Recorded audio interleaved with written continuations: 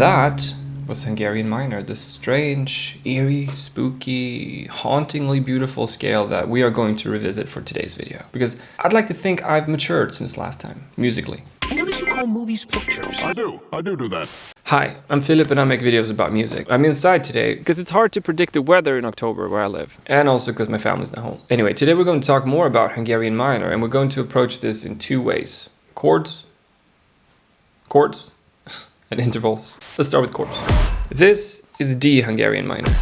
D, E, F, G sharp, A, B flat, C sharp, D. Those are the notes we're making music with today. So what does that mean for our chord progression? Now, when I approach a new scale like this, I immediately look for triads, just to give me an idea what I can do with the tools I'm already familiar with somewhat. So scanning Hungarian minor for recognizable triads, we can of course start with the tonic chord, our D minor chord. But aside from that, I see an A major, a B flat major, and a C sharp major. Actually, I also see a C sharp minor and a B flat minor. This is due to some of the odd intervals of the scale, but this gives us enough to work with. Obviously, there are many more chords in the scale, like E major flat 5, F augmented, D minor major 7, B flat major 7, as well as many others, I'm sure. But let's put some of these together and see what kind of melodies we can come up with.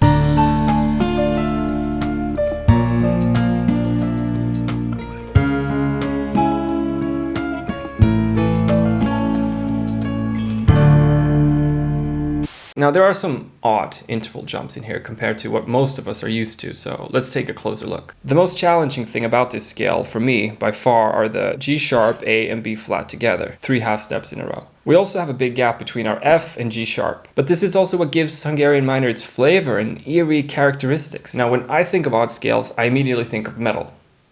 Or I guess jazz or film scoring, but we'll skip those for today. So let's do metal. And when I think of metal, I think of chugging, which, if you're unfamiliar, sounds like this. A common way to chug is to stay on a pedal note and focus more on rhythm. And a pedal note, or a drone note, is important to understand even if you don't like metal, because the concept of a pedal note is useful in a wide range of music. Anyway, back to the scale. As we can see right away, the scale is based around a minor tonic, D minor in this case. But many scales are based around D minor, so what makes Hungarian minor stand out from those other scales? Well, that would be the sharp 4 and the natural 7. And luckily for me, it also has my precious flat 6th interval, which I made a whole video about last time. It's available, it's out there, just saying. Anyway, if we want to write a part in Hungarian minor, we have to make use of the intervals that make it Hungarian minor. Simple, in theory. Let's try it in practice.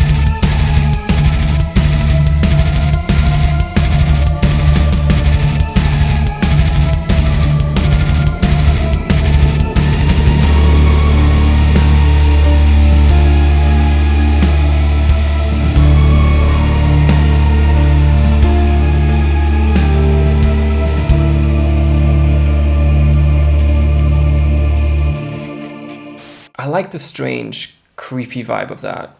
Very cool sounds, but I actually snuck in a note that didn't belong. The last part plays a G instead of a G sharp, which technically would make it Aeolian because I'm also using the natural second, the E note. So I guess you could say I was in D Aeolian or D minor for a brief moment, but this is an area of music theory that can get silly, in my opinion, or confusing.